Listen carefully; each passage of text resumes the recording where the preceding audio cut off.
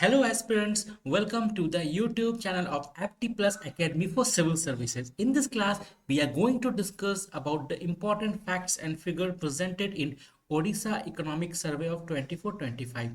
So first of all, we will understand the difference between budget and economic survey. जो budget हमारा होता है, budget mainly क्या होता है, वो हमें एक पर्सपेक्टिव दिखाता है नेक्स्ट ईयर का.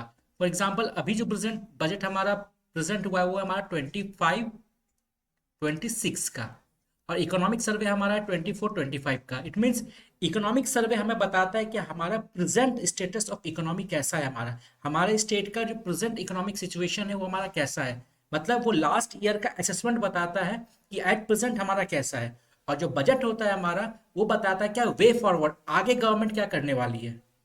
तो this is the most important difference one should know. Let's start our discussion. So our first chapter is about the state of economy. So Orissa के अंदर सबसे इंपॉर्टेंट फैक्ट्स ये हमारा क्या है कि लास्ट ईयर हमारा जो इकोनॉमिक ग्रोथ रेट था हमारा, जिसको हम लोग क्रॉस स्टेट डोमेस्टिक प्रोडक्ट भी बोलते हैं, वो हमारा 10% के अप्रॉक्स हमारा इंक्रीज हुआ है. दिस वन ये and the present state GDP is about 9.5 lakh crore, and last 1 year में ये 10% के हिसाब से इंक्रीज हुआ है. So GDP growth rate, state GDP growth rate Odisha का जो है वो 10% है हमारा. और ये जो हमारा जो जीडीपी का जो साइज है ओडिशा का, वो इंडिया में 13th नंबर पे आता है, 13th out of 17th major state in GDP. तो हमारा जो ओवरऑल जीडीपी का जो साइज है हमारा, जो हमारा 9.5 लाख करोड़ है, तो ये जो हमारा ओवरऑल जीडीपी का साइज है वो इंडिया में 13th नंबर पे आता है. उड़ीसा का जो इकोनॉमी है, in the basis of size, on the basis of size जो उड़ीसा का इकोनॉमी है वो 13th लार्जेस्ट इकोनॉमी है इंडिया के अंदर. कि 23 से 24 तक जो उड़ीसा का जब ग्रोथ रेट था वो था हमारा क्या 10% ग्रोथ रेट के अकॉर्डिंग उड़ीसा का डेवलपमेंट हुआ. This one. एंड 24-25 में जो हमारा ग्रोथ रेट था वो था हमारा 7.2%. This one which is higher than the national level. India का जो ग्रोथ लेवल है वो हमारा क्या है, ग्रोथ रेट हमारा इंडिया का 6.4% है, बट उड़ीसा का जो हमारा ग्रोथ रेट है वो हमारा 7.2%. इट मीन्स दैट उड़ीसा का जो डेवलपमेंट है वो इंडिया के डेवलपमेंट से ज्यादा हो रहा है, ज्यादा स्पीड से हो रहा है. So this one is the important fact which you need to remember, because यहाँ से डायरेक्टली क्वेश्चंस बन सकता है हमारा. Per capita income in this financial year, the per capita income of Odisha at present is about 1,82,000, जो कि last 1 year में 10.6% का ग्रोथ रेट इसमें देखा गया है. अगर हम पर कैपिटा इनकम की बात करें तो ऑल ओवर इंडिया के जितने भी स्टेट्स है, उन स्टेट्स के लिस्ट में हर स्टेट्स का अगर पर कैपिटा इनकम देखा जाए तो उस स्टेट में के लिस्ट में हमारा उड़ीसा जो है वो 11th नंबर पे आता है इन पर कैपिटा इनकम. तो टॉप पर कौन है, टॉप पे हमारा तेलंगाना है, देन कर्नाटका, देन हरियाणा. तो ये जो लिस्ट बनता है हमारा कि कोई किस स्टेट के अंदर पर कैपिटा इनकम सबसे हाईएस्ट है, उस लिस्ट में हमारा सबसे टॉप पर तेलंगाना है, देन कर्नाटका, देन हरियाणा, और हमारा जो उड़ीसा है it comes at 11th place. Now let's see about the sectoral composition and growth rate.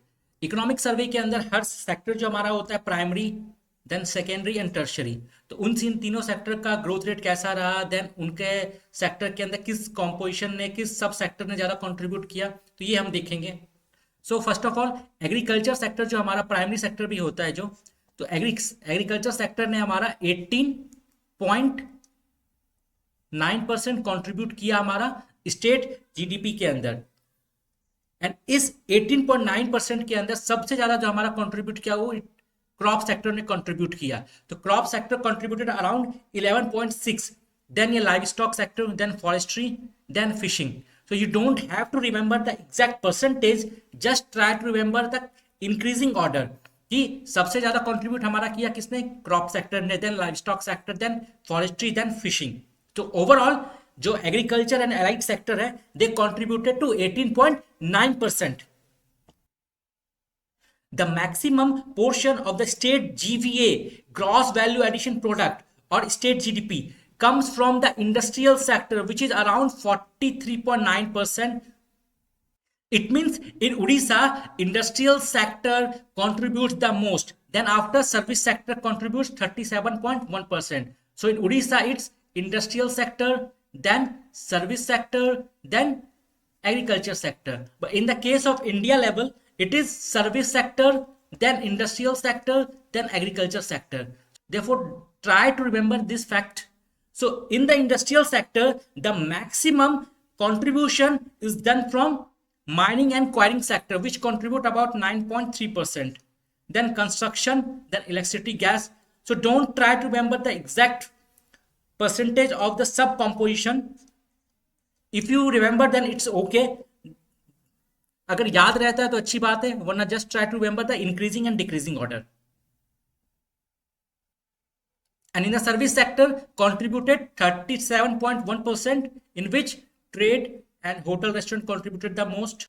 So this is the difference between Odisha and India. At all India level, service sector contribute the most, but in Odisha it's industry.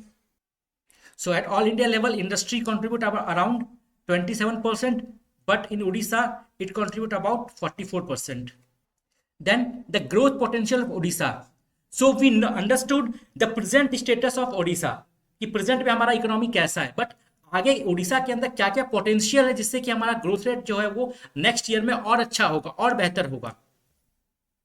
सो उड़ीसा का potential इस बात से पता चलता है क्या कि India के अंदर टोटल आयरन ओर प्रोडक्शन में उड़ीसा अकेले 57% कंट्रीब्यूट करता है and it rank at first position. In the chromium production, chromite production, it ranks first and produce around 100% of chromite of India. India के अंदर जितना भी क्रोमाइट का प्रोडक्शन होता है उसका टोटल प्रोडक्शन हमारा उड़ीसा में होता है. So we are the sole producer of chromite in India. And in the production of bauxite, Odisha produce 71% of bauxite and also rank at top. So India का 71% bauxite हम उड़ीसा में प्रेजेंट होता है, हमारा उड़ीसा प्रोड्यूस करता है. देन 21% कोल उड़ीसा में production होता है हमारा. देन 15% ऑफ मैग्नीशियम और उड़ीसा में हमारा प्रोड्यूस होता है. ओवरऑल अगर देखा जाए तो इंडिया के अंदर जो भी हमारा मिनरल प्रोडक्शन होता है, इंडिया के अंदर जो भी हमारा मिनरल प्रोडक्शन होता है उसका अप्रॉक्स 44.7% जो है वो अकेला उड़ीसा से कंट्रीब्यूशन होता है हमारा. और ये कंट्रीब्यूशन जो उड़ीसा जो कंट्रीब्यूट कर रहा है इंडिया के मिनरल प्रोडक्शन में, जो उड़ीसा का जो कंट्रीब्यूशन है वो 2017-18 में 32.8% था, जो कि अभी इंक्रीज होके 44.7% हो चुका है. It means that our share in the mineral production of India is increasing and it increased around 12% in the last 5 years. And Orissa का जो ग्रोथ पोटेंशियल है वो इस बात पे भी डिपेंड करता है कि हमारे पास जो वर्कफोर्स है वो बहुत ही यंग वर्कफोर्स है. For example 69% of state population falls under the working age group which is 15 and 59 के बीच में जो पीपल्स होते हैं they are known as the working age population. So Orissa के अंदर अप्रॉक्स 69% जो पॉपुलेशन है वो working age population. We have so youthful population जिसके पास पोटेंशियल है कि हमारा we have youthful population, we have minerals, ठीक है, हमारे पास लेबर भी है, हमारे पास यूथफुल पॉपुलेशन भी है. अप्रॉक्स 26% जो है हमारा पॉपुलेशन यूथ है, तो और मिनरल्स भी है हमारे पास. So we have lots of opportunity, lots of potential to become the one of the developed state in India. और उड़ीसा का जो बजट है वो भी हमारा क्या 2.9% जो हमारा रेवेन्यू सरप्लस है. इट मींस दैट गवर्नमेंट का जो डेफिसिट नहीं होता है ज्यादा, ठीक है, गवर्नमेंट का रेवेन्यू सरप्लस होता है यहाँ पे. और जो फिजिकल डेफिसिट है वो भी 3.4% है फिजिकल डेफिसिट. एक हमारा एफआरबीएम एक्ट होता है जो कि जो बजट में हमारा देखते हैं कि हमारा डेफिसिट जो है वो ज्यादा इंक्रीज ना करे, तो उसका लेवल होता है 3% के आसपास. कि हम लोग को जो स्टेट है अपना इकोनॉमी को स्टेबल रखने के लिए, स्टेबिलिटी रखने के लिए इकोनॉमी को सजेस्ट किया गया है एफआरबीएम एक्ट के अंदर कि वो अपना 3% के नीचे रखे. सो उड़ीसा जो है वो near to achieve the target. तो हमारा जो उड़ीसा का जो इकोनॉमी है, जो डेफिसिट है, जो बजट है वो भी मैनेजेबल है. So we have sufficient resources, sufficient manpower, sufficient minerals to become one of the developed state in India. All need is good policies and implementation of these policies.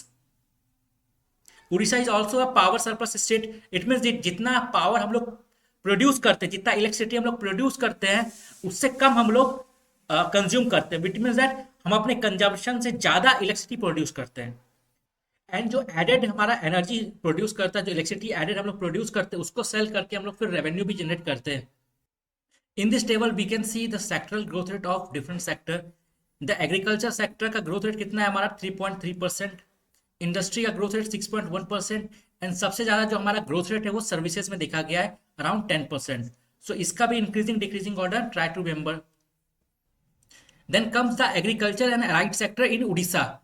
Orissa के अंदर approx 49% जो हमारा workforce है वो directly agriculture and allied sector पर dependent है, उसमें engage है। उड़ीसा का जो फूड प्रोडक्शन ग्रेन है हमारा वो फास्टर है, मतलब उड़ीसा का जो पॉपुलेशन ग्रोथ रेट है उसके कंपेयर में हमारा जो फूड प्रोडक्शन है वो ज्यादा हाई स्पीड से ग्रो कर रहा है। फॉर एग्जांपल अगर मान लो पॉपुलेशन ग्रोथ रेट हमारा 10% के हिसाब से इंक्रीज कर रहा है, तो हमारा फूड प्रोडक्शन क्या है उससे ज्यादा इंक्रीज कर रहा है। इट मीन दैट कि उड़ीसा जो है वो सफिशिएंटली फूड सिक्योरिटी इनफ है उड़ीसा के अंदर, बिकॉज हमारा जो पॉपुलेशन है उसका जो ग्रोथ रेट है उससे ज्यादा हम ग्रोथ रेट हमारा फूड प्रोडक्शन का है। इट मीन उड़ीसा जो है अपने आप में एक फूड सिक्योर स्टेट है, जिसको किसी के ऊपर डिपेंडेंट नहीं रहना पड़ रहा है, बिकॉज वो अपना प्रोडक्शन के अकॉर्डिंग उससे ज्यादा प्रोड्यूस कर रहा है।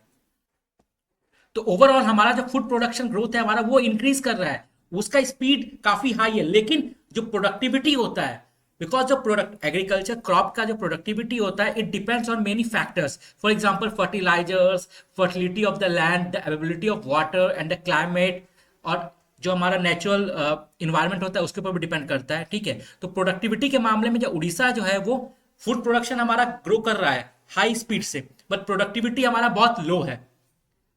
In the ranking of productivity Orissa जो है 13th नंबर पे आता है। The fish production in Orissa increase about 2 times in last 12 years. Last एक डिकेड के अंदर, लास्ट 10 साल के अंदर अप्रॉक्स हमारा जो फिश प्रोडक्शन है उड़ीसा के अंदर वो डबल हो गया है, more than double, from 4.7 lakh metric tonne to 11.2 lakh metric tonne. In terms of industry, Odisha account for 40% of India's mineral output, already discussed कि इंडिया का ऑल ओवर जो मिनरल प्रोडक्शन होता है उसमें अकेला उड़ीसा जो है 40% कंट्रीब्यूट किया 23-24 के अंदर। एंड इंडस्ट्री का जो ग्रोथ रेट है अप्रॉक्स 6.1% है, जो कि ऑल ओवर इंडिया का जो इंडस्ट्रियल ग्रोथ रेट है 6.2 से कम है। एंड ओवरऑल जो उड़ीसा के अंदर जो इंडस्ट्रीज है, जो हमारा मैन्युफैक्चरिंग इंडस्ट्रीज है, उन सब में सबसे ज्यादा जो कंट्रीब्यूट करता है हमारा माइनिंग सेक्टर कंट्रीब्यूट करता है, बट बेसिक माइनिंग के अंदर। फॉर एग्जांपल अगर मान लो कोई फार्मर है, ठीक, तो वो अगर मान लो सिर्फ नॉर्मली गेहूं बेच रहा है तो नॉर्मल उसको फॉर एग्जांपल 18-20 रुपए में वो सेल कर रहा है, ठीक है। लेकिन मान लो उस गेहूं को उसने प्रोसेस कर दिया तो आराम से 35 to 40 रुपीज पर केजी के अकॉर्डिंग बेच रहा है, ठीक है। तो सेम क्या होता है उड़ीसा के अंदर भी ये प्रॉब्लम है क्या, we are the largest, one of the largest metallic production state in India, but the problem is that कि हम लोग जो बेसिक मटेरियल होता है ना, हमारा जो मैन्युफैक्चरिंग यूनिट है उसमें से 78% जो है वो मेनली क्या करता है, बेसिक मेटेरियल प्रोड्यूस करता है। इट मीन्स क्या, हम लोग माइन करते हैं देन उसको सेल कर देते हैं। तो अगर उसको हम लोग प्रोसेस कर पाए, तो उसका वैल्यू एडिशन कर पाए, तो it will be a big boost for our state economy. So अभी भी हमारा जो मिनरल प्रोडक्शन है वो हमारा डिपेंड कर रहा है बेसिक मेटल्स के ऊपर। तो we need to invest and value add the production so that our state economy can grow. Then employment, approx 96% of population in Odisha are employed, जिसमें से approx 60% सेल्फ एम्प्लॉयड है। 60% population are self employed, then 40% या तो regular veg employ है या फिर salaried employee है। उड़ीसा के अंदर अप्रोक्स 49.4% का labour female labour participation rate है, जो कि इंडिया से बहुत ज्यादा है। Then export, in terms of export Orissa is the 8th most exporting state in India, जो कि इंडिया के एक्सपोर्ट का 2.7% कंट्रीब्यूट करता है।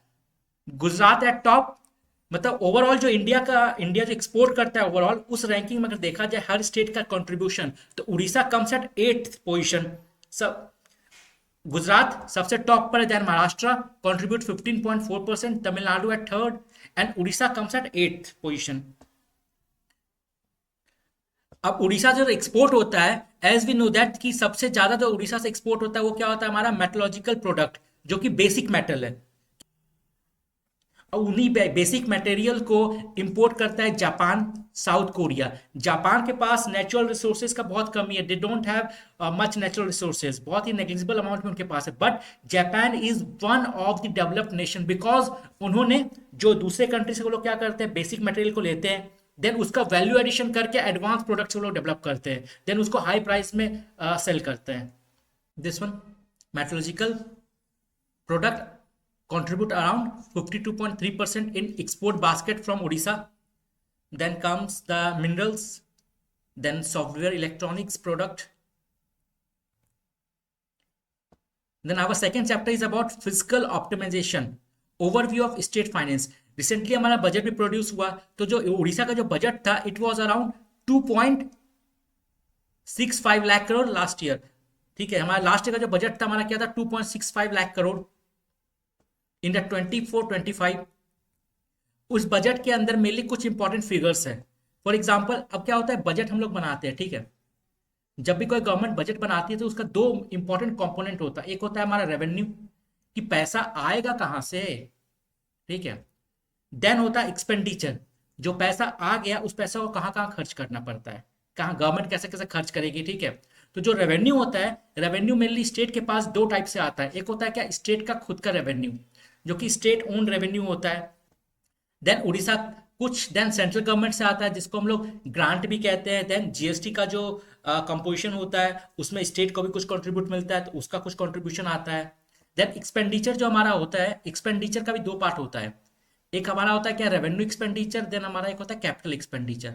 फॉर एग्जाम्पल, रेवेन्यू एक्सपेंडिचर वो एक्सपेंडिचर होता है जिसमें कि हमारा जो कुछ न्यू क्रिएट नहीं हो रहा है। फॉर एग्जाम्पल, जो हमारा वर्कर्स है, जो सैलरी एम्प्लॉयड है, मान लो ऑफिस में काम करे गवर्नमेंट, मान लो पावर डिपार्टमेंट में, ठीक, उनको सैलरी देना है, ठीक है, तो उनका जो सैलरी हुआ, पेंशन हुआ, वो आ जाता है हमारा क्या, रेवेन्यू एक्सपेंडिचर में, ठीक। और अगर मान लो गवर्नमेंट कुछ ब्रिजेस बना रही है, कुछ एसेट्स क्रिएट कर रही है, स्कूल बना रही है, स्कूल का बिल्डिंग बना रही है, कुछ ब्रिज बना रहा है, कुछ डैम बना रहा है, तो हमारा कैपिटल एक्सपेंडिचर में आ जाता है। उड़ीसा का अगर स्टेट ओन रेवेन्यू देखा जाए तो सबसे ज्यादा जो उड़ीसा के पास जो रेवेन्यू आता है, it comes from the state goods and services tax. Approx 43.5% जो हमारा उड़ीसा का जो खुद का रेवेन्यू है जनरेट होता है, वो हमारा एस जीएसटी से जनरेट होता है। Then sales tax, so you don't have to remember the exact percentage but just try to remember the chronology increasing and decreasing order. Then central government भी बहुत सारा ग्रांट्स देती है, ठीक है। For example, they are two type of schemes. एक होता है हमारा क्या, central sector scheme, central sector scheme. Then हमारा होता है क्या, central sponsored scheme.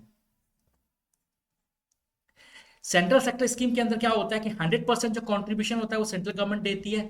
Then central sponsored scheme के अंदर क्या होता है, कुछ परसेंटेज 60% गवर्नमेंट ऑफ इंडिया देगी, 40% स्टेट्स देगा। कुछ स्पेशल स्टेट्स के लिए चेंज हो जाता है, जैसे फॉर एग्जांपल यूटी के लिए या फिर जो हमारा नॉर्थ ईस्टर्न स्टेट्स है, वहाँ कुछ कुछ जगह गवर्नमेंट ऑफ इंडिया 100% कॉन्ट्रीब्यूट करती है, ठीक है, 90% भी कॉन्ट्रीब्यूट करती है, बाकी स्टेट्स को सिर्फ 10% करना पड़ता है। But in the case of Orissa, जो हमारा सेंट्रल स्पॉन्सर्ड स्कीम्स होता है उसमें 60% गवर्नमेंट ऑफ इंडिया कंट्रीब्यूट करती है एंड 40% स्टेट गवर्नमेंट कंट्रीब्यूट करती है। तो सबसे ज्यादा जो हमारा स्पॉन्सर्ड स्कीम्स के थ्रू आया है उड़ीसा के अंदर समग्र शिक्षा अभियान के अंदर अप्रोक्स, मतलब क्या, ओवरऑल जो भी अमाउंट सेंट्रल गवर्नमेंट से उड़ीसा गवर्नमेंट को मिला है, ठीक है, एज अ ग्रांट, उसमें सबसे ज्यादा जो अमाउंट मिला है वो मिला है हमें समग्र शिक्षा अभियान के लिए, देन प्रधानमंत्री आवास रोजगार योजना के लिए, then national rural health mission के लिए। तो just remember these 2-3। Then expenditure, तो हर स्टेट गवर्नमेंट का क्या होता है, सबसे ज्यादा जो स्टेट गवर्नमेंट का जो खर्चा होता है वो क्या होता है, अपने एम्प्लॉइज को पेमेंट देने के लिए, सैलरी देने के लिए एंड अलाउंसेस देने के लिए। तो रेवेन्यू एक्सपेंडिचर जो होता है वो largest composition of state expenditure होता है। देन उसके बाद सोशल सेक्टर के ऊपर उड़ीसा गवर्नमेंट ने लास्ट ईयर हमारा 13.5% खर्च किया था। Then comes the agriculture and allied sector in detail. Almost half of the workforce in Orissa are engage in agriculture sector, जो कि अप्रॉक्स 60% ऑफ पॉपुलेशन को सपोर्ट करता है। उड़ीसा का जो एग्रीकल्चर ग्रोथ रेट है 3.3%, वो ऑल इंडिया लेवल का जो मतलब इंडिया का जो ग्रोथ रेट है एग्रीकल्चर का, उड़ीसा का जो है ग्रोथ रेट है वो अप्रॉक्स सेम है 3.3% के आसपास। उड़ीसा के अंदर अप्रॉक्स जितने भी फार्मर्स है उसमें से 93% जो फार्मर्स है वो स्मॉल एंड मार्जिनलाइज फार्मर्स है, जिनके पास less than 2 hectare of land होता है। और एक टर्म आता है हमारा क्या, feminisation of agriculture. Feminisation of agriculture ये क्या होता है हमारा, अब देखो किसी भी रूरल एरिया में आज चले जाओ, एग्रीकल्चर के अंदर क्या होता है कि मेनली उतना ज़्यादा रेवेन्यू जनरेट होता नहीं है, प्लस बहुत सारा क्लाइमेट डिपेंडेंट है, income is not secured, stable नहीं होता है इनकम। तो क्या करता है गांव के अंदर जो मेल मेंबर होते हैं वो माइग्रेट कर जाते हैं सिटी में जॉब के लिए। तो जो घर का जो मेल है, जो मेल मेंबर है घर का, वो जा रहा है शहर में कमाने के लिए, ठीक है। पीछे कौन रह जाता है घर में, उसकी वाइफ, उसके बच्चे और बूढ़े माँ बाप। अब जो बूढ़े माँ बाप है वो तो खेती बाड़ी करेंगे नहीं जाके, ठीक है, तो बच कौन जाता है, उनकी वाइफ और बच्चे। तो उनके जाने के बाद क्या होता है कि 93% जो स्मॉल एंड मार्जिनलाइज फार्मर्स है, ठीक, वो उस पर्टिकुलर छोटा सा जमीन जो लेस देन 2 हेक्टेयर का जो जमीन है उनसे उनका पेट तो पलेगा नहीं। उस पेट को पालने के लिए, अपना रेवेन्यू जनरेट करने के लिए, अपना अर्निंग सोर्स एक्सपेंड करने के लिए मेल मेंबर जा रहे हैं सिटी के अंदर, बच जा रही है फीमेल मेंबर। तो उस छोटे से लैंड को ही अब उसमें फार्मिंग करने का रिस्पॉन्सिबिलिटी किसका होगा, फीमेल्स का होगा। तो क्या होगा कि गांव गांव में मेल मेंबर जा रहा है माइग्रेट करके बाहर काम करने, बच जा रही है फीमेल मेंबर। तो इसीलिए एग्रीकल्चर के अंदर क्या हो रहा है ना कि हम लोग पॉलिसी में क्या होता है फार्मर्स का बात करते हैं, ठीक है, लेकिन ज्यादातर जो फार्मिंग रियल में हो रहा है आजकल वो फीमेल कर रही है, बिकॉज मेल मेंबर बाहर चला गया, बचा कौन, फीमेल। तो सब रिस्पॉन्सिबिलिटी तो उसके ऊपर ही आ गया कि गाय गाय को भी देखना है, उसका दूध का भी सेल करना है, खेत को भी देखना है, सब कुछ करना है।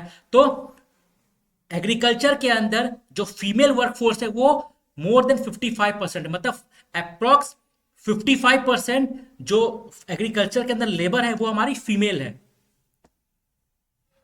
और ये भी एक प्रॉब्लम होता है क्या कि जो पॉलिसी मेकिंग होता है या फिर जो भी हम, लेकिन यहाँ पे एक प्रॉब्लम और होता है हमारा क्या, अब देखो वो जो जमीन है हमारा, वो लैंड है, लैंड किसके नाम पे होगा, वो मेल मेंबर के नाम पे होगा या फिर उसके पेरेंट्स के नाम पे होगा, ठीक है। मतलब खेती कर कौन रही है, महिला कर रही है, ठीक, उसका इनपुट वो कर रही है, मेहनत वो कर रही है, फसल वो उगा रही है, सब कुछ वो कर रही है।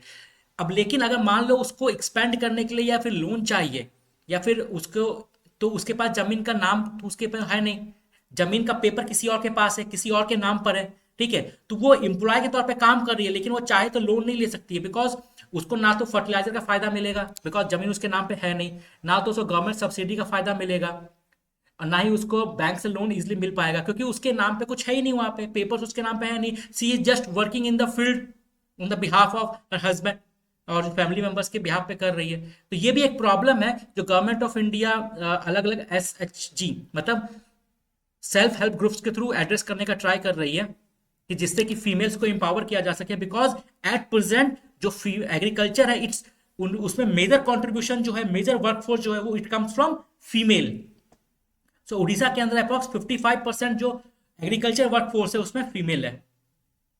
Net sown area in Orissa is about 36%, मतलब उड़ीसा का जो हमारा जोग्राफिकल एरिया है उसमें से 36% एरिया में हमारा क्रॉपिंग होता है। क्रॉपिंग पैटर्न मतलब उड़ीसा के अंदर जो क्रॉपिंग होता है हमारा, उसमें सबसे ज्यादा जो पैदावार होता है, सबसे ज्यादा जो फसल लगाया जाता है वो है हमारा पैडी का फसल। देन पल्सेस, मतलब paddy comes at first and pulses come at second. As you can see that paddy 40.9 lakh hectare में हुआ। Then you don't need to remember the exact lakh hectare, just try to remember the chronology. Paddy at top, then pulses, then maize, then millet, then cotton, then potato, vegetables. तो सबसे ज्यादा उड़ीसा में क्या cropping होता है हमारा, paddy, then pulses, then maize. Crop production as we have already discuss this कि उड़ीसा जो है हमारा वो क्या है, फूड सरप्लस स्टेट है, ठीक है। मतलब जितना हमारा फूड का डिमांड है उससे ज्यादा हम लोग प्रोड्यूस कर रहे हैं, पॉपुलेशन का जितना ग्रोथ रेट है उससे ज्यादा हमारा फूड प्रोडक्शन का ग्रोथ रेट है। So Orissa emerge as a food grain surplus state. Orissa is the leading state in rice production, paddy और राइस एक ही होता है। ऑल ओवर राइस प्रोडक्शन जो इंडिया में होता है उसमें उड़ीसा का रैंक कितना है, 5th है, 5th largest contribution of rice crop. Approx India का 8% इंडिया का जो राइस प्रोडक्शन होता है वो उड़ीसा में होता है, और उड़ीसा का रैंक क्या है हमारा, 5th इन राइस जितने भी हमारे ऑयल सीड्स होते हैं जैसे कि हमारा सनफ्लावर हो गया, हमारा ऑलिव ऑयल हो गया हमारा, तो जितने भी एडिबल ऑयल्स होते हैं, ऑयल सीड्स होते हैं, उसमें से सबसे ज्यादा जो ऑयल सीड प्रोड्यूस होता है उड़ीसा के अंदर वो है हमारा ग्राउंड नट। तो groundnut accounted for 70% of Odisha's total oil seed production. Then Odisha ranks at 7th largest vegetable producer in India. तो उड़ीसा जो है इंडिया का 7th largest vegetable producer state है, जो कि इंडिया के ओवरऑल प्रोडक्शन के अंदर 5.2% कंट्रीब्यूट करता है। Orissa is the second largest producer of brinjal in the country. Then the state fruit production is dominated by 4 major fruits, मतलब 4 ऐसे फ्रूट्स है उड़ीसा के अंदर जो कि अप्रॉक्स टोटल फूड प्रोडक्शन का 77% कंट्रीब्यूट करता है। मतलब 4 ही ऐसे फ्रूट है जो कि ऑल ओवर 77 जो फूड प्रोडक्शन होता है उड़ीसा के अंदर वो सिर्फ 4 फ्रूट से मिला के बनाते हैं। कौन है हमारे? साइट्रस फ्रूट्स, जैक फ्रूट, बनाना, मैंगो। सबसे ज्यादा साइट्रस फ्रूट का हमारा होता है, देन हमारा जैक फ्रूट्स हो गया, देन हमारा बनाना हो गया, देन मैंगो हो गया। उड़ीसा के अंदर जो फर्टिलाइजर कंजप्शन होता है हमारा, वो हमारा जो national all over India level पे जो हमारा फर्टिलाइजर कंजप्शन है उसके कंपेयर में बहुत ही कम हमारा उड़ीसा के अंदर फर्टिलाइजर कंज्यूम होता है। एंड दैट्स वाई उड़ीसा का जो हमारा प्रोडक्टिविटी है वो लो है, as we have seen in the last few slides. ठीक है, कुछ स्लाइड्स पीछे हमने देखा था क्या कि उड़ीसा के अंदर जो फूड प्रोडक्शन है हमारा वो तो बहुत ज्यादा है, लेकिन जो प्रोडक्टिविटी है बहुत ही कम है। प्रोडक्टिविटी कम है क्यों? क्योंकि ओवरऑल इंडिया के अंदर जो फर्टिलाइजर यूज होता है उसके कंपेयर में जो उड़ीसा में फर्टिलाइजर यूज होता है बहुत ही कम यूज होता है। For example all over Orissa में जो हमारा फर्टिलाइजर का कंजप्शन है वो क्या है? Approx 70.6 kg per hectare, but India level पर क्या है? वो 137.1 kg हेक्टेयर है। It means that almost double का, मतलब हाफ। मतलब उड़ीसा के अंदर जो हमारा पर कैपिटा या फिर जो एवरेज फर्टिलाइजर कंजप्शन है वो ऑल ओवर इंडिया लेवल पे जो होता है उसका हाफ है, 137 एंड 70। देन उड़ीसा के अंदर जो मिल्क प्रोडक्शन हो रहा है उसका जो ग्रोथ रेट है वो इंडिया के जो ग्रोथ रेट से ज्यादा है हमारा। At all India level the growth rate of milk production is 3.8%, but in Orissa it is 6.4%। मतलब उड़ीसा के अंदर जो मिल्क प्रोडक्शन है वो 6.4% के हिसाब से ग्रो कर रहा है, जो कि इंडिया के ऑल ओवर जो 3.8% ग्रोथ रेट है उससे ज्यादा है in milk production. But the per capita availability of milk has increased from 144 gram per day to 156 gram per day. मतलब उड़ीसा के अंदर मिल्क प्रोडक्शन जो है इंक्रीज हुआ है, पर कैपिटा मिल्क अवेलेबिलिटी भी इंक्रीज हुआ है, 144 ग्राम पर डे से 156 ग्राम पर डे हुआ है। लेकिन अभी भी नेशनल लेवल पे हमारा जो पर कैपिटा अवेलेबिलिटी ऑफ मिल्क है वो उड़ीसा से बहुत ज्यादा है। नेशनल लेवल पर हमारा जो हमारा per capita availability of milk है वो कितना है हमारा? 471 ग्राम per day. Odisha contribute 2.6% to the national egg production. Odisha is the 4th largest fish producing state, accounting for 6% of total fish production in India. मतलब इंडिया के अंदर जो fish production होता है उसमें टॉप पर कौन है हमारा? Andhra Pradesh, then West Bengal, then Karnataka and at the 4th place Orissa. ना forest environment and climate change, recently एक रिपोर्ट रिलीज हुआ है हमारा, India state of forest report. The report is release by the forest survey of India headquarter at Dehradun. इस report के according Orissa के अंदर देखो दो चीज होता है, एक क्या होता है? Forest plus tree cover. तो फॉरेस्ट प्लस ट्री कवर में अगर देखा जाए तो उड़ीसा का अप्रॉक्स 37.6% जो जोग्राफिकल एरिया है वो हमारा क्या है? फॉरेस्ट प्लस ट्री कवर का है। तो इन द एग्जामिनेशन जब ऐसा इस टॉपिक पे क्वेश्चंस आए तो थोड़ा सा अलर्ट हो जाना कि क्वेश्चंस के अंदर क्या पूछ रहा है, वो क्या फॉरेस्ट एंड ट्री कवर पूछ रहा है? अगर वो फॉरेस्ट एंड ट्री कवर पूछ रहा है then the answer will be 37.6%। But the question, if the question ask about only the tree cover और only the forest cover, then forest cover में क्या हो जाएगा? 33.7%। इट मीन्स दैट उड़ीसा के अंदर 33.7% जो हमारा एरिया है वो क्या? फॉरेस्ट कवर है। बट उसमें अगर हम ट्री कवर को भी ऐड करते हैं तो it becomes 37.6%। So this is a classification of the forest. For example Orissa के अंदर सबसे ज्यादा जो फॉरेस्ट हमारा होता है वो क्या हमारा? ओपन फॉरेस्ट है, देन हमारा मॉडरेटली डेंस फॉरेस्ट है, then dense forest. So India का जो हमारा टारगेट है 1/3 फॉरेस्ट कवर एरिया हम लोग को डेवलप करना है, जो हमारा नेशनल फॉरेस्ट पॉलिसी है, जिसके अकॉर्डिंग क्या है कि 33% ऑफ जोग्राफिकल एरिया इंडिया का हमें फॉरेस्ट ग्रो करना है। तो उड़ीसा ने ऑलरेडी वो टारगेट अचीव कर लिया है अपने लेवल पर।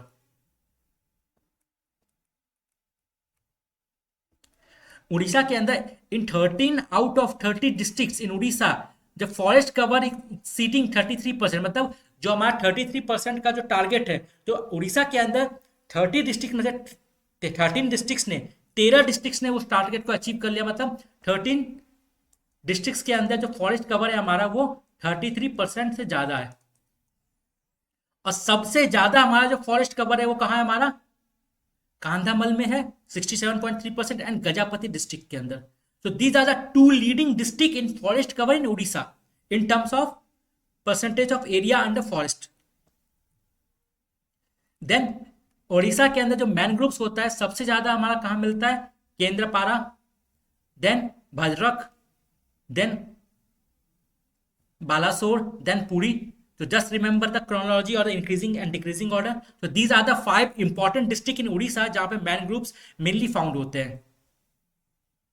अब स्टेट के अंदर अप्रॉक्स 13.7%, तो उड़ीसा के अंदर जो हमारा उड़ीसा का जो जोग्राफिकल एरिया है जिसमें से हमारा 33.7% हमारा फॉरेस्ट कवर है।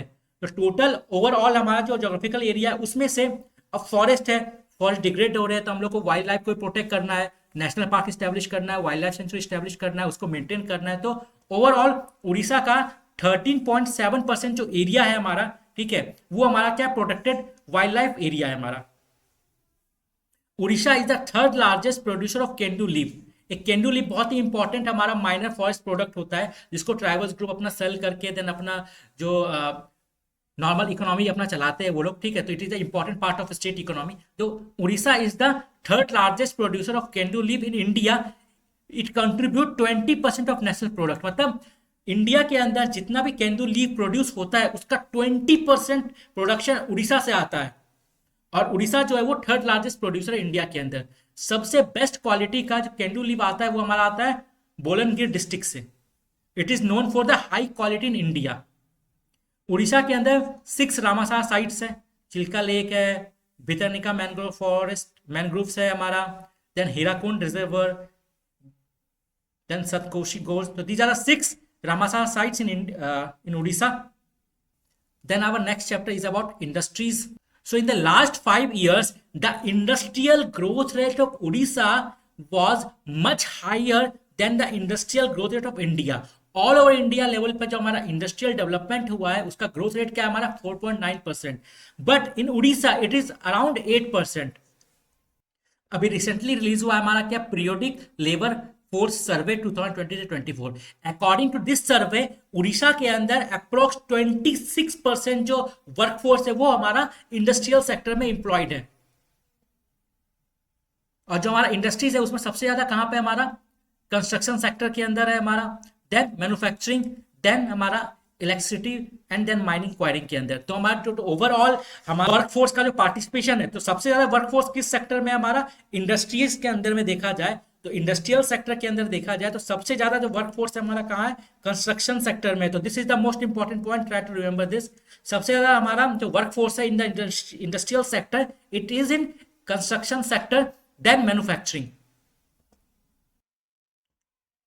Then Orissa has 1/3 of the total iron ore reserve of the country. मतलब इंडिया के अंदर जो भी आयरन रिजर्व है, जहां पे अभी माइनिंग हो रहा है और प्लस जहां पे होने का चांसेस है इन फ्यूचर में, बट अभी नहीं हो रहा है because of technical challenges, technological challenges या इकोनॉमिक रीजन के कारण माइनिंग नहीं हो रहा है, ठीक है। तो ओवरऑल देखा जाए तो 1/3 आयरन और रिजर्व है उड़ीसा के पास। और उड़ीसा एट प्रेजेंट जो प्रोड्यूस करता है वो 53.7% ऑफ आयरन और प्रोड्यूस करता है उड़ीसा इंडिया का। Then Odisha holds the first position in the production of steel and stainless steel. तो स्टील का जो प्रोडक्शन होता है उसमें उड़ीसा टॉप पर है हमारा। Production of coal and manganese ore constitute share of 21% and 15%। मतलब ऑल ओवर इंडिया के अंदर जो हमारा कोल प्रोडक्शन होता है उसमें ओडिशा का जो कंट्रीब्यूशन है वो 21% है, and in the case of manganese ore the contribution is around 15%। तो 50% of coal production in the state, मतलब उड़ीसा के अंदर जो कोल प्रोडक्शन होता है उसका 50%, नियरली 50% जो है वो अकेला अंगुल डिस्ट्रिक्ट प्रोड्यूस करता है। So Angal district in Odisha is the hub of coal production in the state. Then Keonjhar district जो है हमारा वो उड़ीसा का जो टोटल हमारा मैग्नीज ओर का प्रोडक्शन होता है उसमें 85.9% कंट्रीब्यूट करता है। देन आयरन ओर प्रोडक्शन के अंदर वो डिस्ट्रिक्ट हमारा केनोजार डिस्ट्रिक्ट 57.1% कंट्रीब्यूट करता है। तो Keonjhar district is the important producer of manganese ore and iron ore. Bauxite was majorly produce across Koraput and Raigarh district. Chromite mainly Jajpur में होता है। Orissa has reserve for 11 out of 30 critical mineral element. अब जितने भी हमारे इलेक्ट्रॉनिक प्रोडक्ट्स होते हैं या फिर हमारा जो सोलर पैनल्स हो गया या फिर इलेक्ट्रॉनिक गुड्स हो गया, जो भी चीज हो गया हमारा, या हाईली एडवांस जो गैजेट्स हम लोग बनाते हैं, उसमें क्या सबसे इंपॉर्टेंट हमारा होता है क्या, minerals, rare earth minerals, critical minerals, ठीक है, जिसका कि प्रोडक्शन होना बहुत ज़रूरी है, उसका रेगुलर सप्लाई होना बहुत ज़रूरी है। बिकॉज अगर उसका रेगुलर सप्लाई जो है वो कहीं ना कहीं से हमारा डिस्ट्रैक्ट होता है या उसमें किसी भी टाइप का रुकावट होता है, देन हमारा जो टोटल प्रोडक्शन लाइन है, हमारा जो इकोनॉमी है, उसको बहुत ज़्यादा हैम्पर हो सकता है। इसलिए गवर्नमेंट ऑफ इंडिया ने 30 क्रिटिकल मिनरल्स का एक लिस्ट बनाया था कि जिसका कि इंडिया के अंदर और बाहर कंट्रीज में हम लोग को एक रेगुलर सप्लाई इंश्योर करना है। तो उड़ीसा के अंदर उन 30 में से 11th रिजर्व हमारा मिलता है, notified by the government of India for economic development and national security. Jagdishpura export about 85% of state total aluminium export. Odisha was the 8th highest exporting state of India. Overall 2.7% जो है हमारा export में contribute करता है हमारा उड़ीसा और ranking में 8th place पे आता है। Then services sector, services sector का ग्रोथ रेट सबसे हाईएस्ट है उड़ीसा के अंदर 10%। उड़ीसा के अंदर सबसे हाईएस्ट हमारा जो ग्रोथ रेट है वो सर्विस सेक्टर के अंदर है, देन हमारा इंडस्ट्रियल सेक्टर के अंदर है, देन हमारा एग्रीकल्चर सेक्टर के अंदर है। इन 23-24 the services sector accounted for 25% of workforce. तो 26% ऑफ वर्कफोर्स हमारा इंडस्ट्रीज के अंदर है, 49% हमारा एग्रीकल्चर के अंदर है और 25% जो हमारा वर्कफोर्स है वो सर्विस सेक्टर के अंदर है। तो इस रैंकिंग को भी याद रखना, agriculture then industries then services. As per the latest survey जो फाइनेंशियल इंक्लूजन होता है वो बहुत ही ज्यादा है उड़ीसा के अंदर, बहुत ही अच्छा फाइनेंशियल इंक्लूजन है हमारा। अप्रॉक्स 95% से ज्यादा लोग जो है, ठीक है, वो उनका बैंक अकाउंट है और 95% अप्रॉक्स जो मोर देन 95% जो वुमेन है उनका ही बैंक अकाउंट से वो लोग लिंक है। तो फाइनेंशियल इंक्लूजन बहुत अच्छा हो चुका है उड़ीसा के अंदर। स्पेशली एक गवर्नमेंट ऑफ इंडिया का एक स्कीम था जनधन अकाउंट, उसने बहुत हेल्प किया फाइनेंशियल इंक्लूजन को इंप्रूव करने के लिए। इस टाइप का क्वेश्चन यूपीएससी ने एक बार पूछा था क्या, कि ऑल ओवर इंडिया के अंदर क्या है कि बहुत सारे फैमिलीज होते हैं जो कि लोन लेते हैं, जिनके ऊपर कर्ज होता है, डेप्थ में होते हैं वो लोग, ठीक है। तो ऑल इंडिया लेवल पे जो एवरेज 30% जो हाउस होल्ड है वो उनके ऊपर डेप्थ है, मतलब उनके ऊपर कर्ज है, मतलब ऑल इंडिया लेवल के ऊपर 30% हाउस के ऊपर कर्ज है। उड़ीसा के अंदर ये जो है नंबर 35% हो जाता है, मतलब as compared to Indian states Orissa के अंदर जो हाउस होल्ड इंडेप्थ है बहुत ही ज्यादा है, 35% है, मतलब 35% हाउस होल्ड के ऊपर लोन है, कर्जा है। और सबसे इंपॉर्टेंट बात तो ये रहा कि हमारा उड़ीसा के अंदर देखो लोन जो होता है हमारा वो दो सोर्स से हमारा मिलता है। एक क्या होता है फॉर्मल सोर्स, एक होता है क्या इनफॉर्मल सोर्स। फॉर्मल सोर्स क्या हो गया हमारा बैंकिंग चैनल्स हो गया, जहां पे terms and condition pre specified होता है, उसके अंदर चेंजेस नहीं हो सकता है बाद में, ठीक है। फॉर्मल चैनल बैंक हो गया हमारा, या फिर म्यूचुअल फंड्स के थ्रू, मतलब हमारा गोल्ड लोन हो गया हमारा, तो और सब जो फाइनेंशियल ये सब हमारा ऑप्शन हमारे पास अवेलेबल होता है। इनफॉर्मल क्या होता है कि जाके जो मोहल्ले का दुकानदार है उससे ले लिया हमने, जो लाला वगैरह होता है, मुनीम वगैरह होता है, जो गांव का जमींदार होता है उससे जाके हमने ले लिया, ठीक है, जो कि हर महीने महीने इंक्रीज करते रहता है। तो क्योंकि वहाँ पर टर्म्स एंड कंडीशन डिफाइन नहीं होता है, प्लस अगर टर्म्स एंड कंडीशन डिफाइन नहीं होता है तो वो अपने हिसाब से मैनिपुलेट कर सकते हैं। तो अल्टीमेटली लॉस किसको होता है, वो जो पुअर पीपल है जिसने लोन लिया है, जिसने वहाँ पर कर्ज लिया है, उसके ऊपर बर्डन आ जाता है, ठीक है। तो सबसे ज्यादा जो इंपॉर्टेंट हमारा जो कंसर्न है 35% हाउस होल्ड के ऊपर तो लोन है, ठीक है, कोई बात नहीं, चलो लोन है, लोन लेके वो एसेट क्रिएट कर सकते हैं, कुछ अपना कंज्यूम कर सकते हैं, कुछ प्रोडक्टिविटी में इन्वॉल्व हो सकते हैं। लेकिन प्रॉब्लम तब हो जाता है ना कि जब वो जो हाउस होल्ड जिन्होंने लोन लिया है उनमें से मैक्सिमम लोन जो है या फिर जो बहुत बड़ा अमाउंट ऑफ लोन जो है वो इनफॉर्मल सेक्टर से लिया गया है। बिकॉज इनफॉर्मल सेक्टर में क्या होता है, टर्म्स एंड कंडीशन हो गया, लोन्स का रिकवरी वगैरह हो गया, तो बहुत ही इनफॉर्मल वे में होता है, वो अनऑर्गेनाइज होता है। So in Odisha, 33% of household cash debt comes from non-institutional sources. तो ऑल ओवर इंडिया में देखा जाए तो सिर्फ 25%, ऑल ओवर इंडिया में अगर देखा जाए हमारा, तो 75% जो हमारा लोन है वो फॉर्मल चैनल से लिया जाता है, मतलब बैंक से हुआ या फिर अदर फाइनेंशियल इंस्टीट्यूशन से, और सिर्फ 25% जो होता है वो इनफॉर्मल चैनल से लिया जाता है, जिसमें फैमिली, फ्रेंड्स और जो दुकानदार, ये सब जो नॉर्मल हो गया, या फिर कोई भी जो कि किराए पे देता हो, पैसा देता हो लोन वगैरह पे, उससे, ठीक है, तो वो इनफॉर्मल में हो जाता है हमारा। बट उड़ीसा के अंदर क्या है कि अप्रॉक्स 33% जो हमारा लोन लिया है लोगों ने, it comes from informal sources, मतलब 1/3 जो लोन है वो हमारा कहाँ से हुआ है, इनफॉर्मल सोर्सेज से हुआ है, नॉन इंस्टीट्यूशनल सोर्सेज से, जो कि नेशनल एवरेज से बहुत ज्यादा है। उड़ीसा ने लेटेस्ट में टूरिज्म को प्रमोट करने के लिए 6 मेजर टूरिज्म सर्किट बनाने का डिसीजन लिया था। ठीक, कौन कौन सा सर्किट था हमारा, Buddhist circuit, then art and craft circuit, beach circuit, temples, ethnic and tribal tourism, and wildlife and birding tourism. Then infrastructure sector, तो उड़ीसा के अंदर जो हमारा नेशनल हाईवे है उसका लेंथ अप्रॉक्स 5753 किलोमीटर है, स्टेट हाईवे का इतना। These are factual information which can be use in mains answer writing. Odisha के अंदर मेनली क्या है, गवर्नमेंट ने डिसीजन लिया है क्या, 500 न्यू ब्रिजेस अंडर सेतु बंधन योजना के अंदर गवर्नमेंट, जो उड़ीसा का गवर्नमेंट वो डेवलप करेगा एज अ पार्ट ऑफ विकसित उड़ीसा 2036 एम्बिशंस का। तो गवर्नमेंट, उड़ीसा गवर्नमेंट का जो एम्बिशन है विकसित उड़ीसा बनाने का 2036 तक, तो उसके अंदर जो ब्रिजेस डेवलप करने के लिए उड़ीसा गवर्नमेंट ने स्टार्ट किया सेतु बंधन योजना, उसके अंदर 500 न्यू ब्रिजेस बनाने का प्रपोजल है। Odisha has provided free land for the establishment of electric loco workshop near Narla in Kalahandi district। तो ये बहुत इंपॉर्टेंट है, बिकॉज वो Kalahandi district is known for the poverty, and वहाँ पे बहुत ज़्यादा इश्यूज होता है, मतलब वहाँ पर स्टैंडर्ड ऑफ लिविंग जो होता है, अनएम्प्लॉयमेंट हो गया, ठीक है, ये सब का इशू ज़्यादा फेस होता है वहाँ पे, माल न्यूट्रिशन उसमें बहुत ज़्यादा है वो। तो इसलिए क्या है कि वहाँ अगर वहाँ पर इलेक्ट्रिक लोको वर्कशॉप इस्टेब्लिश हो रहा है तो उस एरिया का डेवलपमेंट होगा, बिकॉज लोगों को एम्प्लॉयमेंट मिलेगा, जॉब अपॉर्चुनिटीज़ होगा, वहाँ पे जो लोग रहेंगे उनका, और जो इकोनॉमी होता है, डोमिनो इफेक्ट होता है एक इंडस्ट्रीज का स्टार्ट होने का, वो वहाँ पे होगा, तो ओवरऑल उस डिस्ट्रिक्ट का एक डेवलपमेंट होगा। So remember that electric loco workshop established near Narla in Kalahandi district. In terms of district wise length of railway route, Odisha, Sundargarh top the list with 9.9% share, मतलब overall Orissa के अंदर जो railway route है उसका अकेला approx 10% Sundargarh district में है।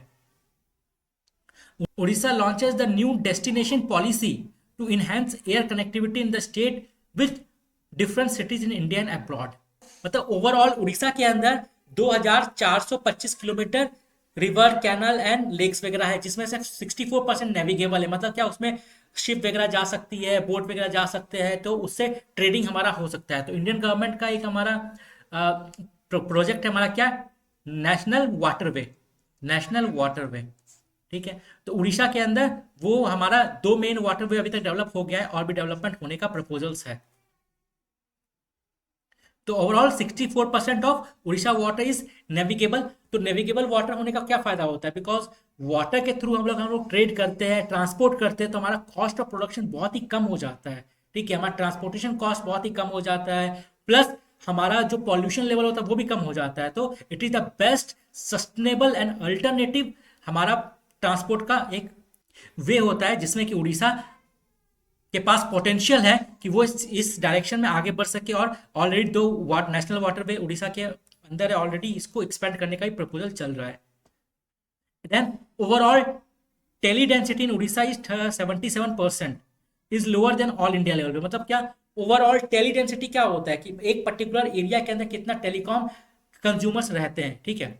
तो ऑल इंडिया लेवल के अंदर क्या 85.7% है हमारा टेली कम्युनिकेशन डेंसिटी, उड़ीसा के अंदर क्या है 77% है। इट मीन्स दैट उड़ीसा के अंदर अभी भी टेलीकम्युनिकेशन या रूरल एरिया में जो मोबाइल का नेटवर्क हो गया, हमारा टेलीकम्युनिकेशन हो गया, लोग बात इंटरनेट फैसिलिटीज हो गया, वो अभी भी कम है as compared to national level. Then hydro power project constitute 27% of total allocation of power generation to state. New and renewable source of energy जो है वो 17% शेयर करता है, मतलब ओवरऑल जो एनर्जी प्रोडक्शन होता है उसमें 17% जो एनर्जी कहाँ से आता है हमारा, वो न्यू एंड रिन्यूएबल सोर्सेज से आता है। ठीक, इस 17% का जो मेजर 70% है, मतलब उस 17% के अंदर जो 70% है वो कहां से आता है, सोलर से आता है। जैसे you can see this in the graph, installed power capacity कहां से मेनली आ रहा है, ज्यादातर हमारा थर्मल से आ रहा है, मैक्सिमम 56% थर्मल से। देन हमारा hydro power, then new and renewable energy. In the new and renewable energy main component come from solar, then wind. Now chapter 8 social sectors. NITI Aayog ने 2018 के अंदर एक district aspirational district programme launch किया था, जिसके according क्या था कि ऑल ओवर इंडिया के अंदर जो नक्सलाइट अफेक्टेड एरियाज है 100 टोटल हमारा 112 डिस्ट्रिक्ट 112 डिस्ट्रिक्ट्स को उन्होंने आइडेंटिफाई किया, जो कि बहुत ही ज़्यादा मार्जिनलाइज थे, पुअर उनका डेवलपमेंट इंडिकेटर्स था। ठीक है, उनके अंदर स्पेशल उनको प्रोवाइड किया जाएगा, उनका सपोर्ट किया जाएगा, जिससे कि उनके अंदर उस डिस्ट्रिक्ट के अंदर डेवलपमेंट को इंश्योर किया जा सके और वहां के लोगों का स्टैंडर्ड ऑफ लिविंग को इंप्रूव किया जा सके। तो उन 112 डिस्ट्रिक्ट्स में से 10 डिस्ट्रिक्ट्स उड़ीसा के अंदर है। ठीक है, और सेम उसी प्लान पे जैसे क्या था, एस्पिरेशनल डिस्ट्रिक्ट प्रोग्राम हमारा डिस्ट्रिक्ट लेवल पे हमारा जो जो अंडर डेवलप्ड डिस्ट्रिक्ट्स था उसको इंप्रूव करने के लिए नीति आयोग ने स्टार्ट किया था। ठीक, जिसमें से 10 डिस्ट्रिक्ट जो है हमारा वो उड़ीसा से था। सेम उसी टाइप से नीति आयोग ने last year aspirational block programme start किया। मतलब क्या कि जो जो ब्लॉक हमारा डेवलपमेंट में पुअर है, इंडिकेटर्स है, उन सारे ब्लॉक्स को स्पेशल हम लोग मॉनिटर करेंगे, स्पेशल सपोर्ट प्रोवाइड करवाएंगे, जिससे कि वहां पर डेवलपमेंट हो सके और लोगों का स्टैंडर्ड ऑफ लिविंग इंप्रूव हो सके। तो उसके अंदर में भी उड़ीसा का अप्रोक्स 16 डिस्ट्रिक्ट में आता है, 29 ब्लॉक जो है उसके अंदर आता है उड़ीसा का। Odisha has witnessed significant progress in reducing multi-dimensional poverty to इतना। एट प्रेजेंट उड़ीसा के अंदर जो मल्टी डायमेंशनल पॉवर्टी रेट है कितना है, 15.68। अप्रॉक्स 2015-16 से 2019-20 के बीच में अप्रॉक्स 62.6 लाख पीपल को पॉवर्टी से इंप्रूव किया गया, पॉवर्टी से बाहर निकाला गया। उड़ीसा के अंदर जो इन्फेंट मोर्टेलिटी रेट है वो 51 पर 1000 से डिक्रीज होके 36 पे आ चुका है। मतलब इन्फेंट मोर्टेलिटी रेट क्या होता है, पर 1000 चाइल्ड में कितने चाइल्ड का डेथ हो चुका है। देन मैटरनिटी मोर्टेलिटी रेट ये भी हमारा उड़ीसा के अंदर रिड्यूस हुआ है, 180 से घट के ये 119 हो चुका है। एजुकेशन के अंदर जो स्पेंडिंग है हमारा उड़ीसा का वो फ्लक्चुएट करता है, बट मोर और लेस 3 से 3.5% के बीच में उड़ीसा गवर्नमेंट जो है अपना जीडीपी का एजुकेशन पे खर्च करती है। Now let's see the MCQs. Our first question is Orissa's estimated economic growth rate in 24-25 is, कितना ग्रोथ रेट है हमारा, तो आप लोग कमेंट में बता सकते हैं इसका answer. It is around 7.2% economic growth rate हमारा। जो ऑल ओवर इंडिया का जो ग्रोथ रेट है 6.4%, उससे बहुत ही ज्यादा है हमारा।